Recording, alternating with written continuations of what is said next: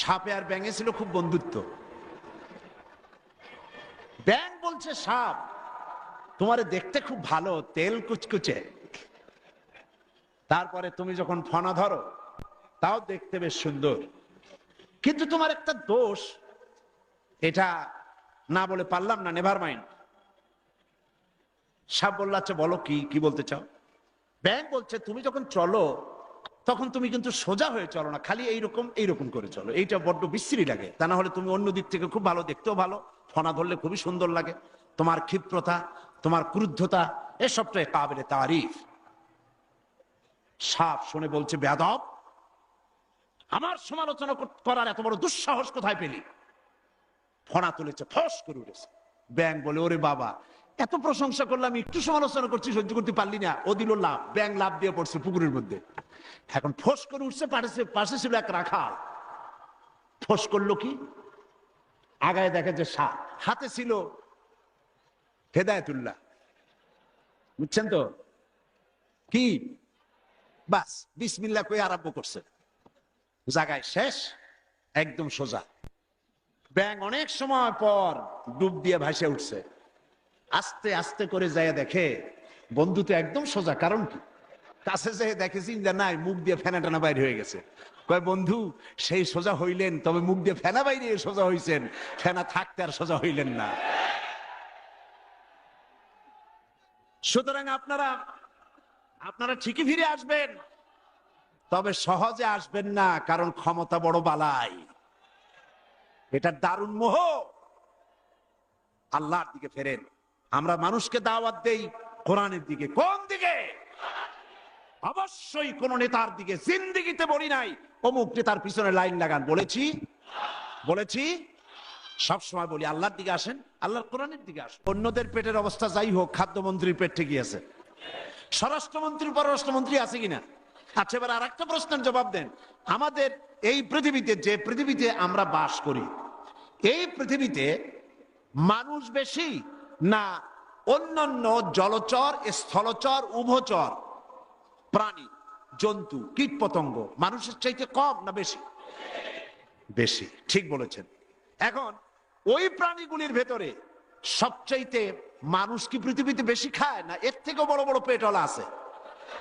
আছে না জানোয়ারের মধ্যে বড় বড় পেটওয়ালা? আপনি একটা তিমি মাছে পেট এত বড় যে আপনার আমার মতো অন্তত 50টা মানুষ যদি একসাথে তিমির পেটের মধ্যে ঢোকে, তিমি মনে করবে হয়তো কয়েকটা সেলাপুটি ঢুকছে, মানুষ ঢুকছে বলে মনে করবে না। এত বড় বিশাল পেট। এরকম পেট আবার আছে গন্ডারের, এরকম পেট আছে হাতির, এরকম পেট আছে সিমোফিশ, লায়ন ফিশ, ডলফিন, বিশাল বিশাল প্রাণী আল্লাহ পাক কত বানায় রাখছেন তার কোনো ঠিক ঠিকানা নাই। বড় বড় অজগরের পেটে 3-4টে মানুষ হজম করে ভাড়ায় দিতে পারে, এরকম বিশাল বিশাল অজগরও আছে। আচ্ছা, এবার আপনারা আমাকে বলেন, এই সুন্দরবন, আমার দেশে একটা সুন্দরবন আছে না? জবাব দিলে খুশি হব। এই সুন্দরবনে কি আছে? বাঘ আছে না? শুয়োর আছে না? বান্দর আছে না? অজগর আছে না?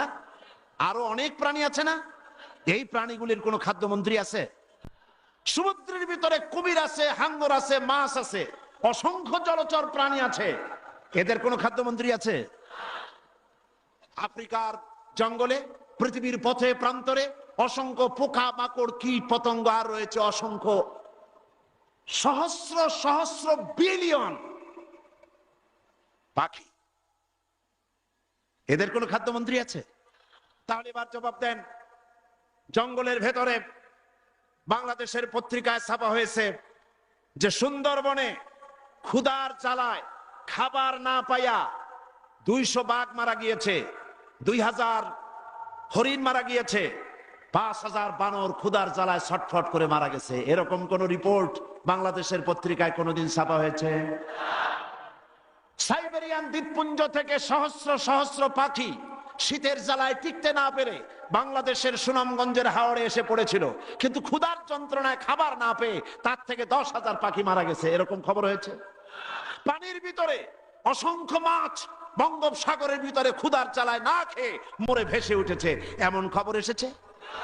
সমুদ্রের ভিতরে কুমির আছে, হাঙ্গর আছে, মাছ আছে, অসংখ্য জলচর প্রাণী আছে, এদের কোনো খাদ্যমন্ত্রী আছে? আফ্রিকার জঙ্গলে, পৃথিবীর পথে প্রান্তরে অসংখ্য পোকা মাকড় কীট পতঙ্গ আর রয়েছে অসংখ্য সহস্র সহস্র বিলিয়ন পাখি। এদের কোনো খাদ্যমন্ত্রী আছে? তাহলে এবার জবাব দেন। জঙ্গলের ভেতরে বাংলাদেশের পত্রিকায় ছাপা হয়েছে যে সুন্দরবনে ক্ষুধার জ্বালায় খাবার না পাইয়া 200 বাঘ মারা গিয়েছে, 2000 হরিণ মারা গিয়েছে, 5000 বানর ক্ষুধার জ্বালায় ছটফট করে মারা গেছে। এরকম কোন রিপোর্ট বাংলাদেশের পত্রিকায় কোনোদিন ছাপা হয়েছে? সাইবেরিয়ান দ্বীপপুঞ্জ থেকে সহস্র সহস্র পাখি শীতের জ্বালায় টিকতে না পেরে বাংলাদেশের সুনামগঞ্জের হাওড়ে এসে পড়েছিল, কিন্তু ক্ষুধার যন্ত্রণায় খাবার না পেয়ে তার থেকে 10,000 পাখি মারা গেছে। এরকম খবর হয়েছে? পানির ভিতরে অসংখ্য মাছ বঙ্গোপসাগরের ভিতরে ক্ষুধার জ্বালায় না খেয়ে মরে ভেসে উঠেছে, এমন খবর এসেছে? তাহলে এতগুলি প্রাণীকে কে খাবার দেয়? কোন গভর্নমেন্ট দেয়? কারণ ওয়ালাহু আসলামা মান ফিস সামাওয়াতি ওয়াল আরদ, কারণ আকাশে যা আছে জমিনে যা আছে সব আল্লাহর আইন মানে। কার আইন মানে? কার আইন? অসংখ্য প্রাণী, সুন্দরবনের বাঘগুলি, সিংহ, হাতিগুলি, অজগরগুলি, বানর আর হরিণগুলি বাসা থেকে বেরিয়ে যায় সকালবেলায়, ক্ষুধার্ত পেট নিয়ে ব্রেকফাস্ট করে নাই, কোথায় লাঞ্চ হবে জানে না।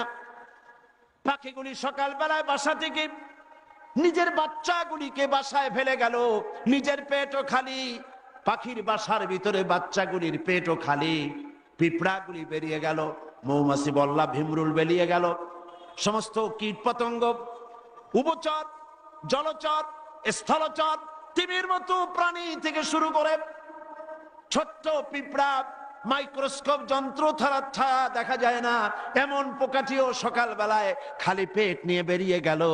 আল্লাহ পাক বলেন সন্ধ্যা হতে না হতে সকল প্রাণীর পেট ভরাইয়া যার যার বাড়ি ফিরাইয়া দেই। কারণ এ রিস্কের মালিক কে? চিল্লাই কইতে পারলেন না? একটা আঙ্গুল আকাশের দিকে বলেন রিস্কের মালিক কে? আমার আল্লাহ পাক বলছেন ওয়ামা মিন দাব্বাতিন ফিল আরদি ইল্লা আলাল্লাহি রিজকুহা।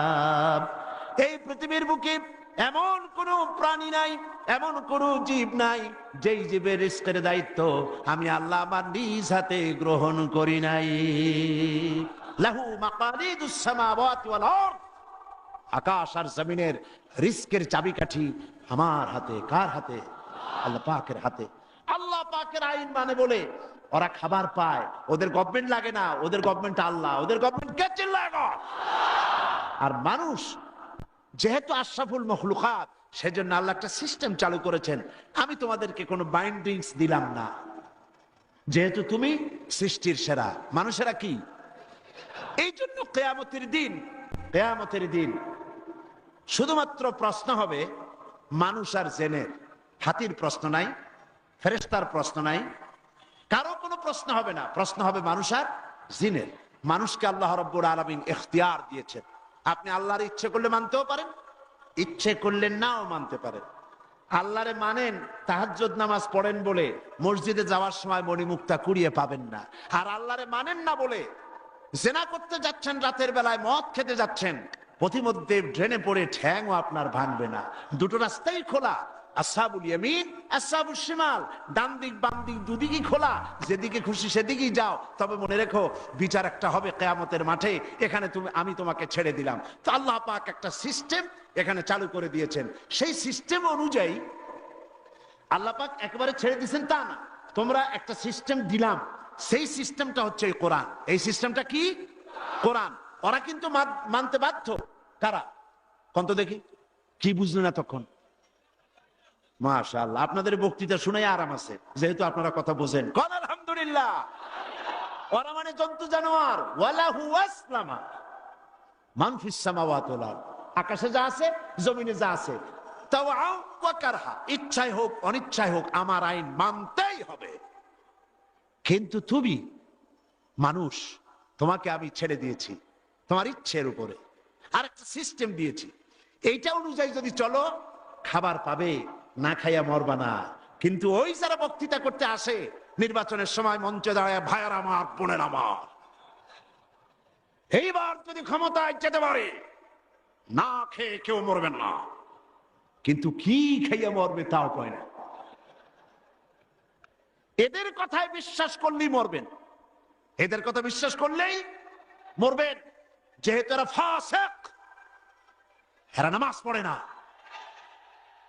এদের রোজা নাই, এদের চরিত্র নাই, এরা বেয়াদব, এরা আল্লাহ বিশ্বাস করে না।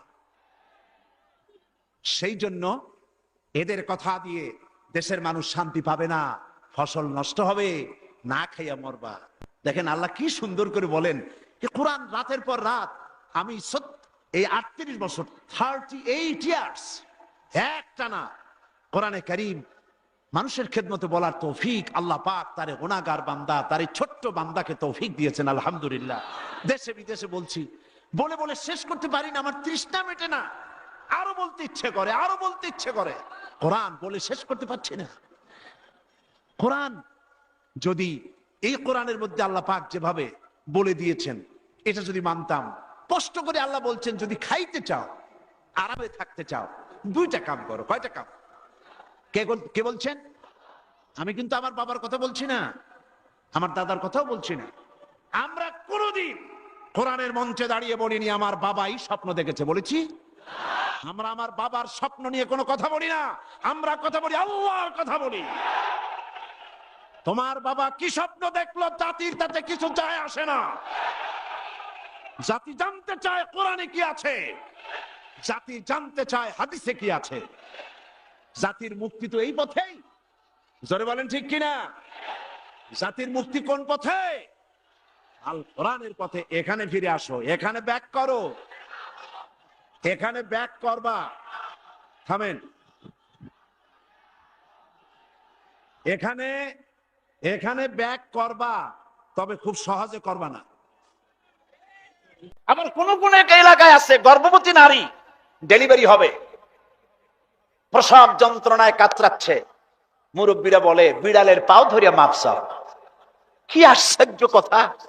গর্ভবতী নারীর ডেলিভারির সাথে বিড়ালের পাও ধরার সম্পর্ক কি?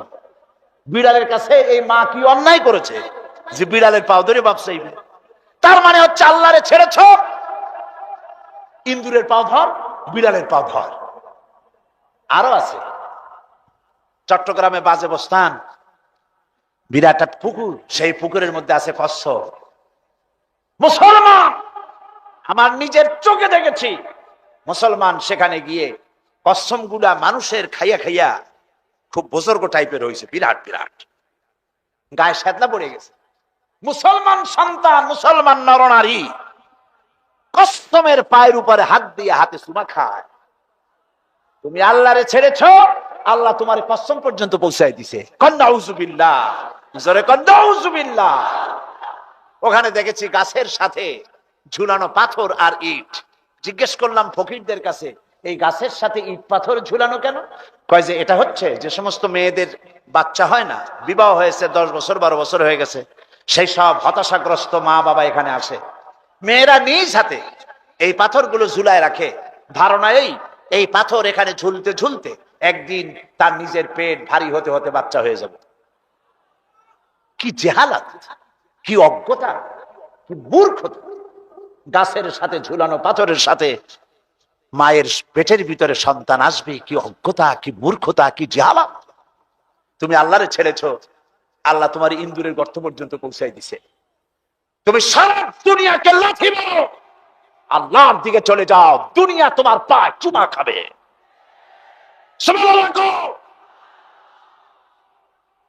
আল্লাহর কাছে যাও, আল্লাহর কাছে যাও। ওয়াইজা সাআলতা ফাসআলিল্লাহ, কিছু চাইলে আল্লাহর কাছে চাইবে, কিছু বললে আল্লাহর কাছে বলবে। আমার দেশে বহুত মাজার আছে, এই মাজারগুলি দিয়ে ব্যবসা করা হয়। মাজারের চতুর্দিকে লোক বসে থাকে, কি সব লোক? মাথায় বিরাট জট, গায়ে সালার চট, আরো আছে লোহার শিকল, আছে না? গাঁজা খায়। ভাই খাজা বাবা, গাঁজা খাবা? গাঁজা না খাইলে তুমি কোন ডাইলের বাবা? নাউযুবিল্লাহ।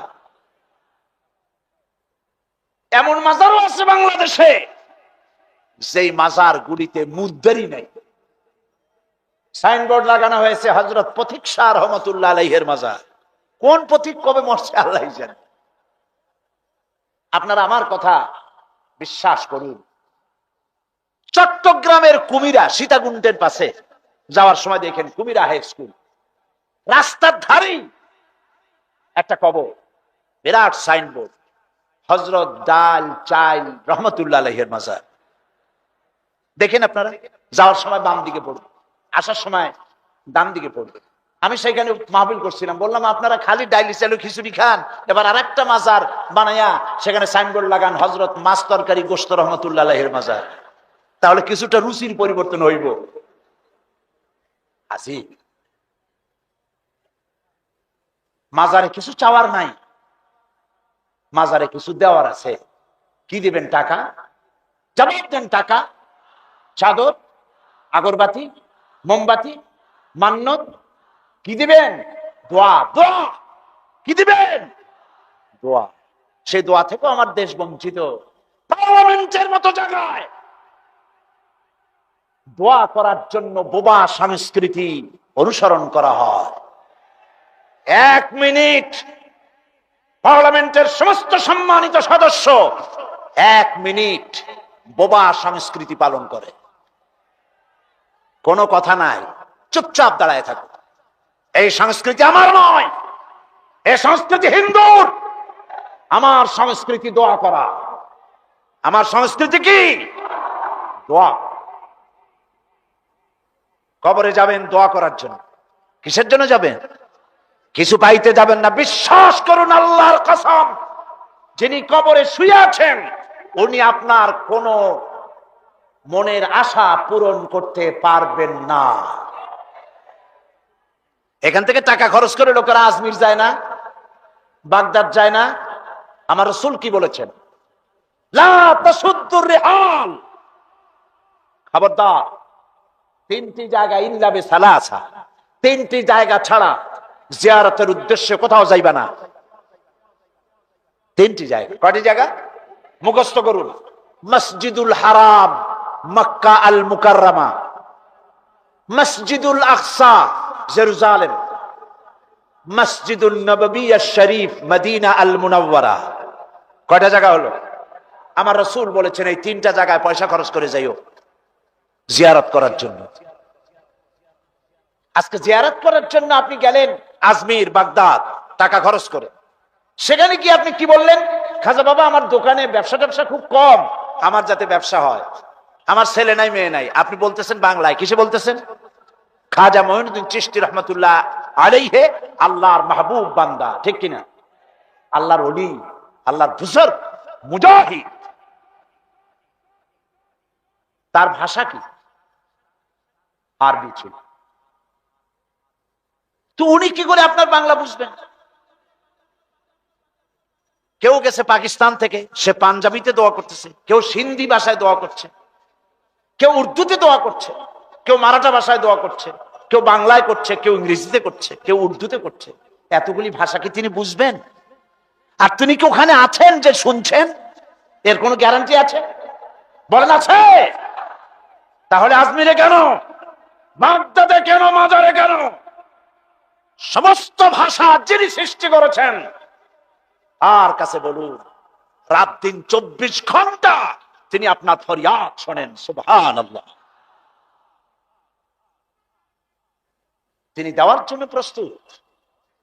শায়ের বলেছেন, হর হমেশা দেনে কো তৈয়ার হ্যায়, हर हमेशा देने को वो तैयार है, जो न मांगे उससे वो बेजार है। সব সময়ের জন্য দিতে প্রস্তুত কে? কে? যে চায় না আল্লাহ তার উপরে নারাজ হয়ে যান। চাইবেন কার কাছে? আল্লাহর কাছে। তবে মনে রাখবেন, চাইলেই শিরক হয় না। আপনি যদি আপনার বন্ধুর কাছে 50,000 টাকা ধার চান, এটা অবশ্যই শিরক না। শিরক কি? শিরক হলো অদৃশ্যের কাছে কিছু পাবার আশায় কিছু চাওয়া, এটার নাম আল্লাহ ছাড়া অন্যের কাছে চাওয়া। এটার নাম কি বলেন সবাই? শিরক।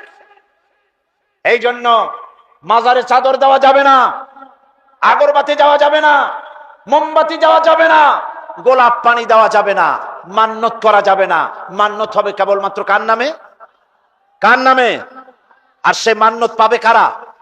মসজিদ নয়, মাদ্রাসা নয়, মান্যত পাবে গরিবরা, মান্যত পাবে এতিমখানা, মান্যত পাবে যে মাদ্রাসার লিল্লা বোর্ডিং আছে তারা।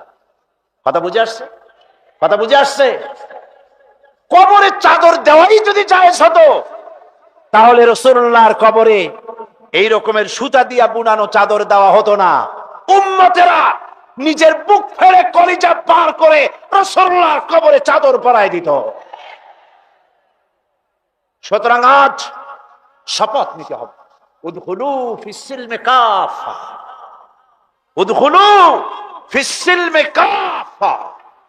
16 আনা পরিপূর্ণরূপ ইসলামের মধ্যে দাখিল হতে হবে।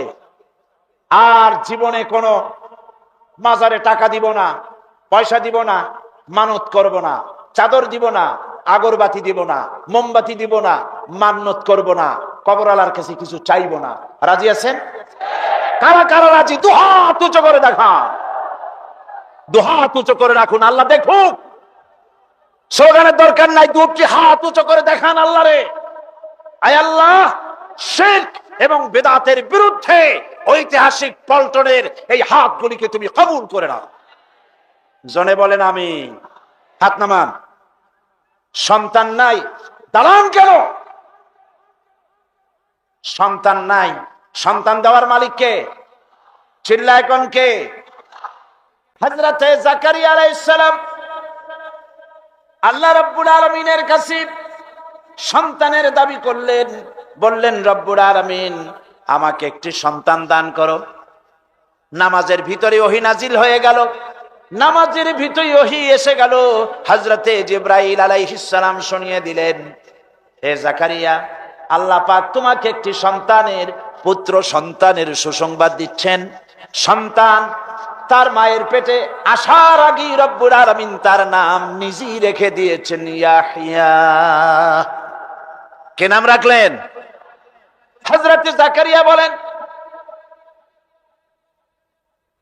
আয় আল্লাহ, এটা কিভাবে সম্ভব? আমি তো বুড়ো মানুষ, আমার গায়ে শক্তি নাই, আমি বৃদ্ধ মানুষ, আর আমার স্ত্রী বন্ধা, সন্তান কিভাবে আসবে, কেমনে হবে? আল্লাহ পাক একটি জবাব দিয়া দিলেন, কাযালিক, এইভাবেই হবে, যেমন আমি ইচ্ছে করি। সুবহানাল্লাহ। যেমন আমি ইচ্ছে করি সেভাবেই হবে। আল্লাহ যদি ইচ্ছে করেন মানুষ বানাবার জন্য মা দরকার নাই, সন্তান মা দরকার নাই, বাপও প্রয়োজন নাই, আল্লাহ বানাইতে পারেন কিনা? কারে বানাইছেন? আদম আলাইহিস সালাম।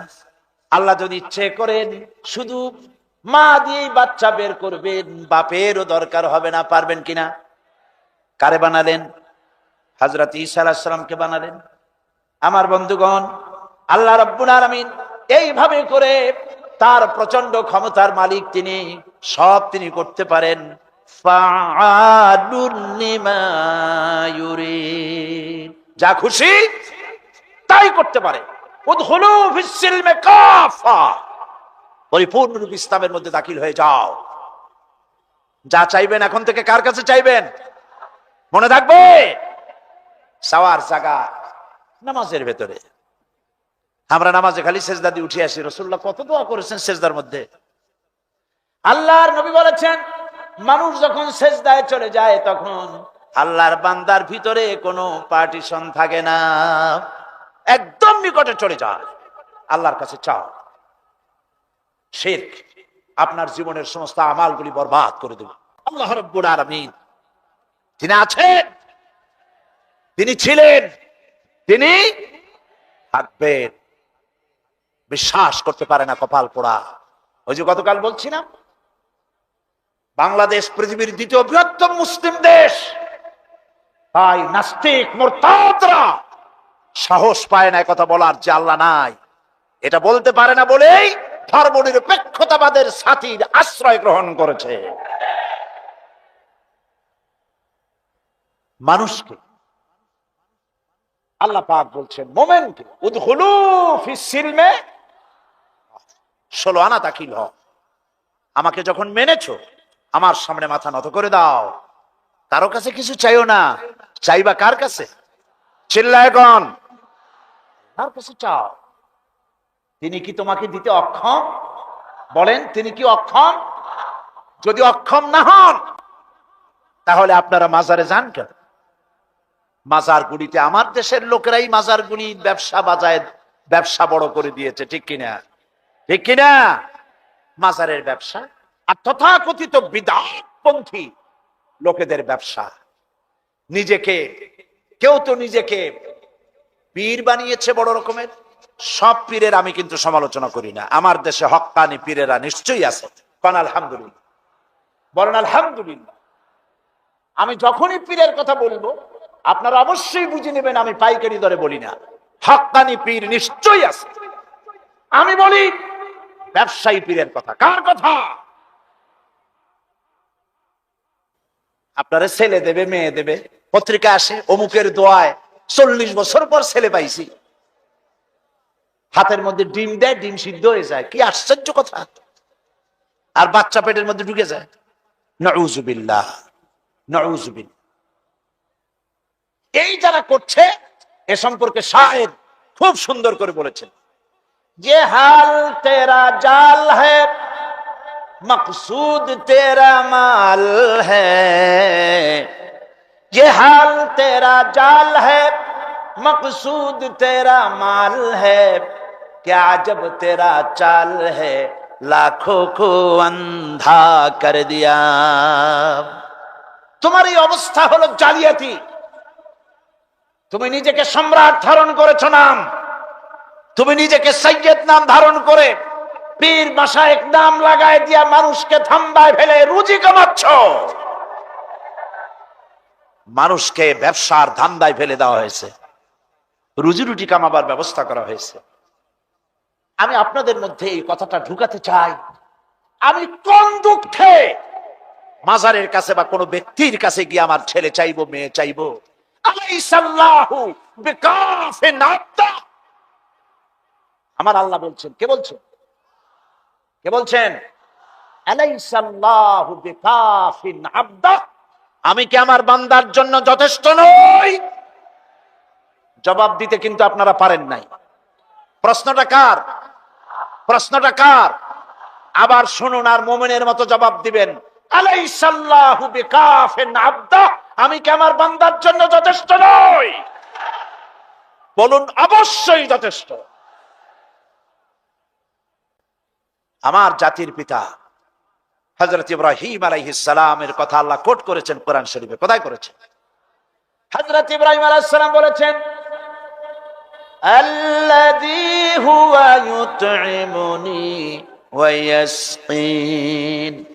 আমার আল্লাহ তো এমন, আমি যখন ক্ষুধার্ত হই, আমার ক্ষুধার সময় পেট ভরে আমাকে খাবার ব্যবস্থা করেন আমার আল্লাহ। আমি যখন তৃষ্ণার্ত হই, আমি তৃষ্ণার্ত হলে পরে ঠান্ডা পানি দিয়ে আমার কলিজাকে ঠান্ডা করে যিনি দেন, তার নাম আল্লাহ। তিনি কে? আল্লাহ। ওয়াইজা মারিতু ফাহুয়া ইয়াশফিন। আমি যখন অসুস্থ হই, কে আমাকে সুস্থ করে? চিল্লাগো! আমার রোগ ভালো করার জন্য কোন পীরের কাছে যাব না।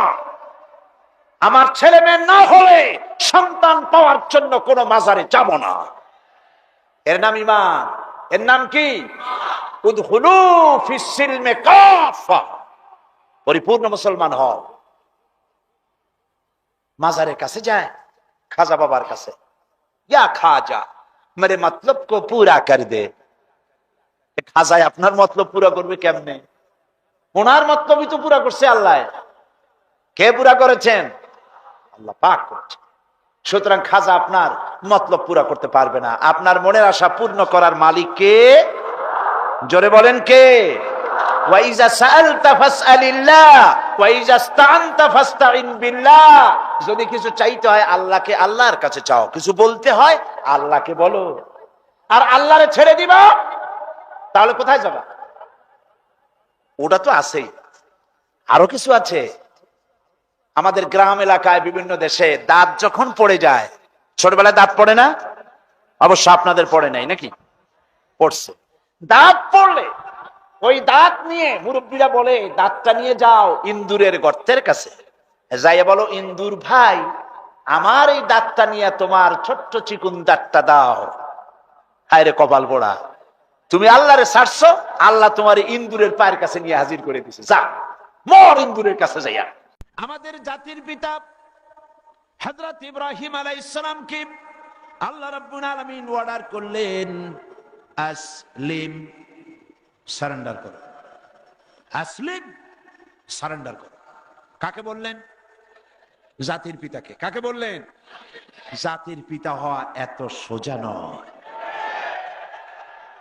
গোটা মুসলিম মিল্লাতের পিতা, তাকে পরীক্ষা দিতে হয়, ইমানের পরীক্ষা, হাবিজাবি ফালতুর পরীক্ষা না। কিসের পরীক্ষা? ইমানের পরীক্ষা, আগুনের পরীক্ষা। নিজের কলিজার টুকরা সন্তান আল্লাহকে খুশি করার জন্য জবাব করার পরীক্ষা। এরপরে জাতির পিতা হওয়া যায়। মানুষের উপরে জাতির পিতা চাপাই দিলে জাতির পিতা হয় না। জাতির পিতা আল্লাহ বানান। কে বানায়? চিল্লায় কও, কে বানায়? ওই আল্লাহ পাক বলছেন, আমি ইব্রাহিম আলাইহিস সালামকে বললাম, আসলিম, সারেন্ডার করো, মাথা নত করো, আত্মসমর্পণ করো। আমার জাতির পিতা ইব্রাহিম আলাইহিস সালাম একটা প্রশ্ন তুললেন না যে আল্লাহ কোন কোন ব্যাপারে আমি আত্মসমর্পণ করব, কোন কোন ব্যাপারে আমি সারেন্ডার করব, কোন প্রশ্ন নাই। আমার রব তিনি বলেছেন আসলিম। আমার জাতির পিতা এক সেকেন্ড দেরি না করে সঙ্গে সঙ্গে বলেছেন, আসলামতু লিরাব্বিল আলামিন। পড়েন, আসলামতু লিরাব্বিল আলামিন। সারেন্ডার্ড হয়ে গেলাম, আনকন্ডিশন, কোন শর্ত ছাড়াই, বিনা শর্তে, বিনা প্রশ্নে আমার রবের সামনে আমি আমার মাথা নত করে দিলাম। সুবহানাল্লাহ। আল্লাহ তারে গোটা বিশ্বের নেতা বানাবেন, গোটা বিশ্বের কিয়ামত পর্যন্ত মুসলমানদের জাতির পিতা বানাবেন। সেই জন্য আল্লাহ পরীক্ষা নিতে চাইলেন, জাতির পিতা তোমারে বানাবো, তবে তোমার ইমানটা কেমন তা একটু টেস্ট করা দরকার। আল্লাহ টেস্ট করলেন, ফালাই দিলেন আগুনের মধ্যে। আগুনের ভিতরে ফালানো হচ্ছে। হযরত জিবরাইল বলছেন, ইব্রাহিম আমার কাছে সাহায্য চাও, আমি আগুন থেকে তোমারে বাঁচায় দেব, আমার কাছে সাহায্য চাও। চতুর্দিকে লোকেরা দাঁড়ায় দেখতেছে, আগুনের ভিতরে এখনই পড়ে যাবেন। কোন মানুষ এমন আছে এইভাবে করে আগুনে সহজে পড়তে পারে, যিনি জানেন আমি পুড়ে যাব, ওনার পরিণতি কি হবে, আগুনে পড়বেন কি পড়বেন না, তা তো ইব্রাহিম আলাইহিস সালামের জানা ছিল না, ঠিক কিনা? কিন্তু তিনি জিবরাইলের প্রশ্নের জবাব দিলেন, তার প্রস্তাবের জবাব দিলেন। জিবরাইল গো, আমি তোমার কাছে সাহায্য কেন চাইবো? আমি তো এমন কোন অন্ধ আল্লাহর ইবাদত করি না যে আল্লাহ তার বান্দার দুঃখ দুর্দশা নিজের চোখে না দেখেন। আমার আল্লাহ তো অন্ধ নন। তবে আমি আগুনে পুড়ে গেলে, আগুনের ভিতরে আমি পুড়ে ভস্ম হলে, আমার রব যদি খুশি হয়ে যান, তাহলে আমি আমার রবকে খুশি করার জন্য 1000 বার পড়তে রাজি আছি। ঝট করে পড়ে গেলেন আগুনের ভিতরে। ইমানে তিনি পাস করলেন, ফার্স্ট ক্লাস, ফার্স্ট হয়ে গেলেন ইমানের পরীক্ষায়। আমার আল্লাহ রাব্বুল আলামিন ইব্রাহিম দড়ি ছিঁড়ে আগুনের ভিতরে পড়ার আগে রব্বুল আলামিন আগুনের প্রতি নোটিশ করে দিলেন, ইয়া নারু কুনি বারদাও ওয়া সালামান আলা ইব্রাহিম। আগুন আমার ইব্রাহিমের জন্য শান্তিদায়ক ঠান্ডা হয়। সুবহানাল্লাহ। শান্তিদায়ক ঠান্ডা হয়। এমন ঠান্ডা হইল, আগুন তো জ্বলতেছে, কিন্তু ইব্রাহিমের বসন্ত দূরের কথা, গায়ের জামাও পড়ে নাই। সুবহানাল্লাহ। এ হলো জাতির জাতির পিতা ইমানের পরীক্ষা। তিনি বলেছেন, আসলামতু লিরাব্বিল আলামিন, আমি আমার প্রভুর সামনে মাথা নত করে দিলাম। আল্লাহ আবার পরীক্ষা করলেন, এক পরীক্ষা হলো না, পৃথিবীবাসীর সামনে তোমাকে দেখাতে হবে যে তুমি সত্যি জাতির পিতা হওয়ার যোগ্য। সুবহানাল্লাহ। সবেমাত্র 80 বছর বয়সের সময় ছেলে হয়েছে হযরত ইসমাইল। আল্লাহ রাব্বুল আলামিন অর্ডার করলেন, চলে যাও এই নবজাতক সন্তান আর তার মাকে নিয়ে মরুভূমির ভিতরে রেখে আসো। কি কত বড় মারাত্মক অর্ডার! সারা জীবনের শেষ প্রান্তে এসে একটি মাত্র কলিজার টুকরা সন্তান পেয়েছেন, বউ আর বাচ্চা সুদ্ধা ফেলে আসতে হবে মরুভূমির মধ্যে। আশ্চর্য কথা। কোনো প্রশ্ন করেন নাই যে আল্লাহ নিষ্ঠুর ওয়াদাটা, এই অর্ডারটা আমারে কেন তুমি করলা? আমার উপরে এত বড় কঠিন পরীক্ষা, এ তো আগুনের পরীক্ষার চাইতে আরো মারাত্মক। আমি আমার বাচ্চাকে কেমনে মরুভূমিতে বানায় রেখে আসবো? কোন প্রশ্ন করেন নাই। এখন আল্লাহর ঘর যেখানে মক্কা শরীফে, আল্লাহর ঘরটা যেখানে দাঁড়িয়ে আছে, এইখানে হযরত ইব্রাহিম আলাইহিস সালাম তার ছেলেকে আর স্ত্রীকে রেখে এলেন। হযরতে হাজরা বলেন, ইব্রাহিম আমাকে যেখানে রেখে যেতেছ এর কারণটা কি? আমি কি অপরাধ করেছি কোন কারণে আমার নবজাতক সন্তান শুদ্ধ এখানে তুমি রেখে যেতেছ? কোনো জবাব নাই। আবার জিজ্ঞেস করলেন, কেন রেখে যেতেছ? কোনো জবাব নাই। তৃতীয়বারে হযরত হাজরা বুঝতে পারলেন তার স্বামী আল্লাহর পয়গম্বর, আল্লাহর নির্দেশ ছাড়া কোনো কাজ তিনি করবেন না। তিনি প্রশ্ন করলেন, ইব্রাহিম এটা কি আল্লাহর হুকুম নাকি? হযরত ইব্রাহিম বললেন, হাজরা গো, আল্লাহ পাকের হুকুমেই আমি তোমাকে রেখে গেলাম। আকাশের দিকে আঙ্গুলটা উঁচু করলেন, আবেগে ভারাক্রান্ত হয়ে গেলেন হযরত ইব্রাহিম আলাইহিস সালাম। হযরতে হাজরা বললেন, ইব্রাহিম কোনো চিন্তা নাই, আল্লাহ পাক যখন হুকুম করেছেন নিশ্চিন্ত মনে তুমি বাড়ি ফিরে যাও। আমি আমার আল্লাহর উপরে এতটা নির্ভরশীল, এই মরুভূমি যেখানে পানি নাই, খাবার নাই, গাছ নাই, পালা নাই, ঘর নাই, মানুষ নাই, জন নাই, আমি আমার আল্লাহকে এতটা বিশ্বাস করি, এই মরুভূমির ভিতরে, তৃণহীন পানিহীন মরুভূমির ভিতরে আল্লাহ রাব্বুল আলামিন আমাকে আর আমার ইসমাইলকে না খাওয়াইয়া মারবেন না। পরীক্ষা কাহাকে বলে? হযরত ইব্রাহিম আলাইহিস সালাম চলে গেলেন, একবার ফিরেও তাকান নাই। সুবহানাল্লাহ কইতে পারলেন না। এখানে পরীক্ষা শেষ হলো না। ছেলে একটু বড় হয়েছে, দৌড়াতে পারে, জ্ঞান বুদ্ধি কিছুটা হয়েছে। আল্লাহ পাক অর্ডার করলেন, যাও এইবার ছেলেকে জবাহ করো। এই পরীক্ষা আগুনের পরীক্ষার চাইতে সহজ নাকি? সুবহানাল্লাহ, সুবহানাল্লাহ। জাতির পিতা হযরত ইব্রাহিম আলাইহিস সালাম একবারের জন্য বলেন নাই, রব্বুল আলামিন এত বড় কঠিন হুকুম আমি কিভাবে পালন করব, তুমি আমার প্রতি দয়া করো, আমাকে শক্তি দাও, সাহস দাও। কিচ্ছু বলেন নাই। হুকুম হয়েছে, চলে গিয়েছেন। ছেলেকে কাছে ডেকে বললেন, ইন্নী আরা ফিল মানাম আন্নী আযবাহুক ফানজুর মাযা তারা। ইয়া বুনাইয়া, হে আমার কলিজার টুকরা সন্তান, আমি স্বপ্নে দেখেছি আমি যেন তোমাকে জবাহ করছি। ফানজুর মাযা তারা, এখন তুমি বলো তোমার মত কি, তোমার রায় কি? হযরত ইসমাইল আলাইহিস সালাম বাপ পয়গম্বর, ছেলেও কি পয়গম্বর হয়ে যাবেন। ছোট্ট ছেলে হযরত ইসমাইল বলছেন, ইয়া আবাতি ফাআল মা তু'মারু সাতাজিদুনি ইনশাআল্লাহু মিনাস সাবিরিন। হে আমার পিতা, হে আমার সম্মানিত পিতা, ইফআল মা তু'মারু, আপনি সেটাই করুন যেটার প্রতি আপনি আদিষ্ট হয়েছেন। ওই বাচ্চা ছেলে বুঝতে পেরেছে আমার পিতার স্বপ্ন স্বপ্ন নয়, নবীদের স্বপ্ন ওহীর সমান। ইয়া আবাতি ফাআল মা তু'মার, আল্লাহ পাক আপনাকে যে আদেশ করেছেন আপনি তা পালন করুন। সাতাজিদুনি ইনশাআল্লাহু মিনাস সাবিরিন, অবশ্যই আপনি আমাকে ধৈর্যধারীদের মধ্যে পাবেন। সুবহান। এই পরীক্ষাও হযরত ইব্রাহিম আলাইহিস সালাম পাশ করলেন না, করেন না? করছেন কিনা? আল্লাহ পাক বলছেন, দেখো ব্যাপারটা কি হলো। হযরত ইব্রাহিম তো জানেন না যে ছেলে জবাহ হবে না। আর ছেলেও জানে না যে সে জবাহ হয়ে যাবে না। কথা ঠিক কিনা? হযরত ইব্রাহিম আলাইহিস সালাম ছেলেকে জবাহের জন্য প্রস্তুতি নিলেন। এবার দেখেন কোরআনের ভাষাটা কি।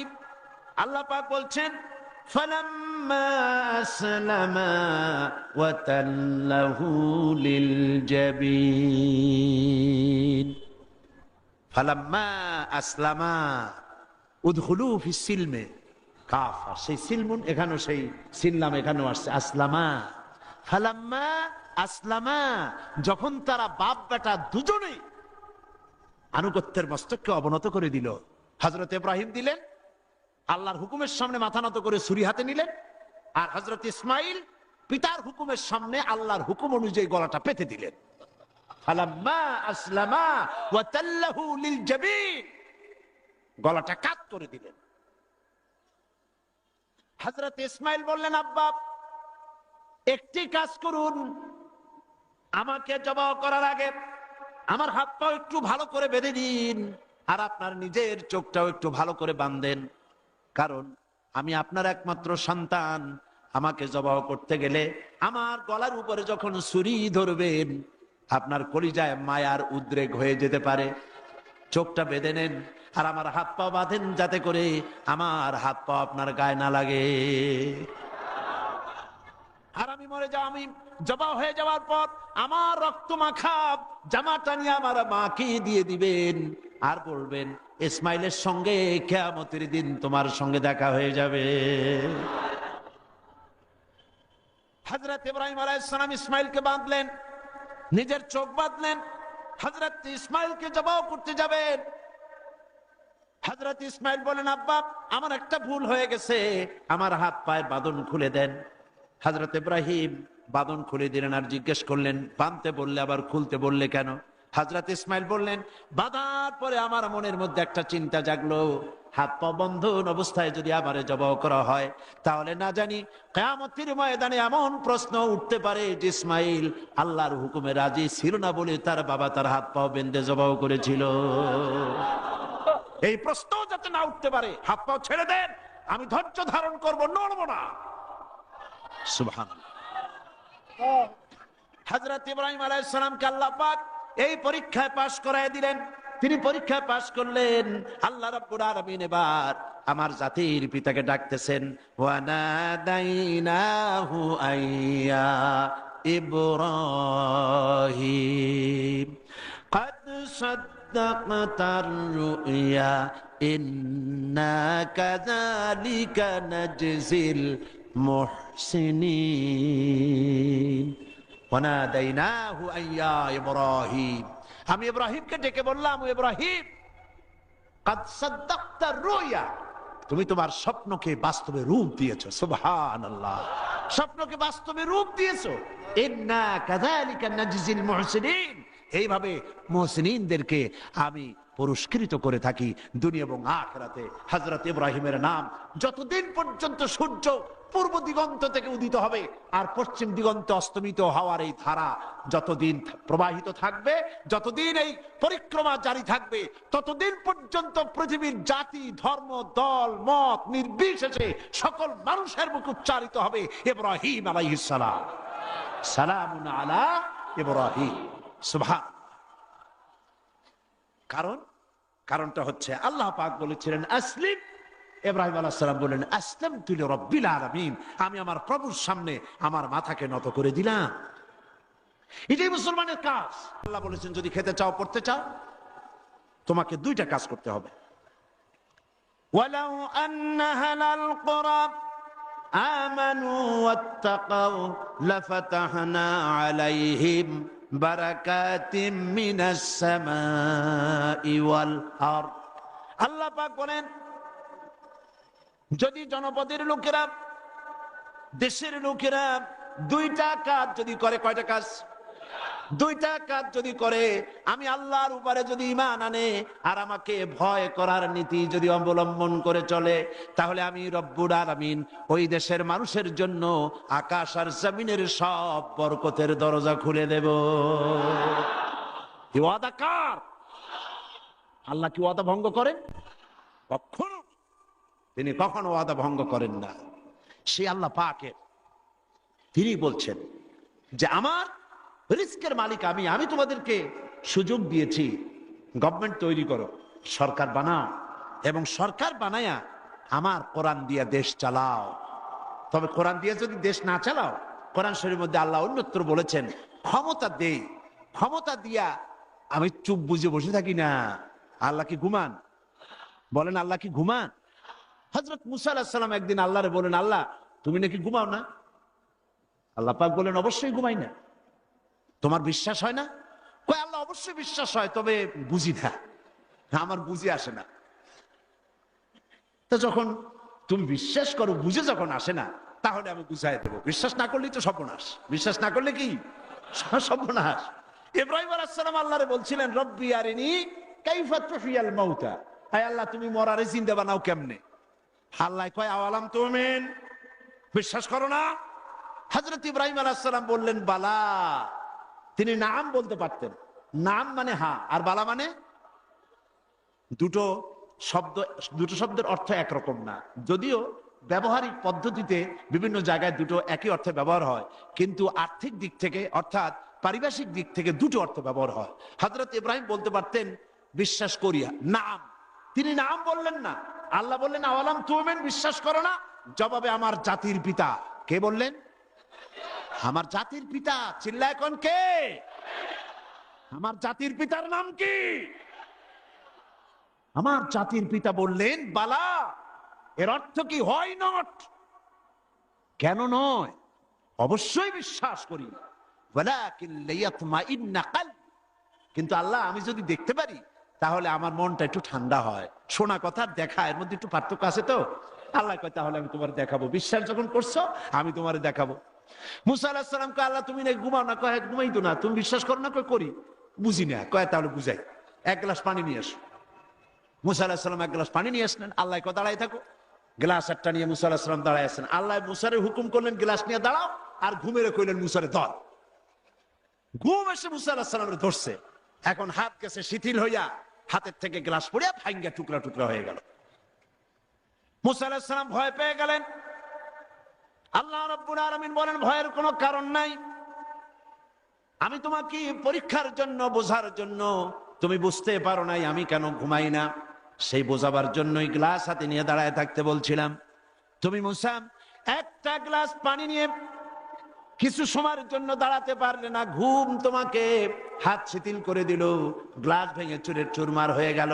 আর ওই তামাম বিশাল আকাশ, এই সোলার সিস্টেম, এই পৃথিবীতে আকাশে জমিনে গ্রহ নক্ষত্র সৌররাজি নবমণ্ডল ভূমণ্ডল কুল কায়নাত পুরা সৃষ্টি আমার হাতের মুঠার ভিতরে রয়েছে। গোটা পৃথিবীর সব কিছুর ট্রাফিক আমি আল্লাহ কন্ট্রোল করি। আমি যদি ঘুমায় যাই আকাশ আর জমিনের কোনো সিস্টেম আর বাকি থাকবে না। কোরআন শরীফের ভিতরে আল্লাহ রাব্বুল আলামিন সাফ করে বলেছেন লা তাখুযুহু সিনাতু ওয়ালা নাওম। পড়েন লা তাখুযুহু সিনাতু ওয়ালা নাওম। আল্লাহর ঘুমও নাই, তন্দ্রাও নাই। সুবহানাল্লাহ। ঘুমও নাই, তন্দ্রা বোঝেন তো? জিমানি। আল্লাহ জিমায়ও না, আল্লাহর কোনো ক্লান্তি নাই। সুবহানাল্লাহ। সে আল্লাহ রাব্বুল আলামিন তিনি বলছেন ক্ষমতা দিয়া ঘুমাই না, লিনানজুরা কাইফা তা'মালুন, ক্ষমতা দিয়ে লিনানজুরা কাইফা তা'মালুন, তাকায়া থাকি তুমি তোমার জনগণের সাথে কি আচরণ করো। জনগণের ভাগ্য বদলাও না দলের ভাগ্য বদলাও, তাকাইয়া দেখি। সেই আল্লাহ পাক, সে আল্লাহ পাক আগের মতো আছেন না উল্টো পাল্টা হয়ে গেছে? আছে কিনা? আয়াতুল কুরসির ভিতরে আমরা পড়ে থাকি আল্লাহু লা ইলাহা ইল্লা হুয়াল হাইয়ুল কাইয়্যুম। আল্লাহ ছাড়া কোনো ইলাহ নাই, তিনি চিরজাগ্রত, তিনি চিরঞ্জীব। যেমন ছিলেন তেমন আছেন, তেমন। সুবহানাল্লাহ। এখন আল্লাহ পাক কি বলছেন? উদখুলু ফিস সিলমি কাফা, যারা ইমান আনছো, আমরা ইমান আনছি কিনা? আচ্ছা, আমি একটু ইমানদারদের সংখ্যাটা দেখি, কতজন ইমান আনছি।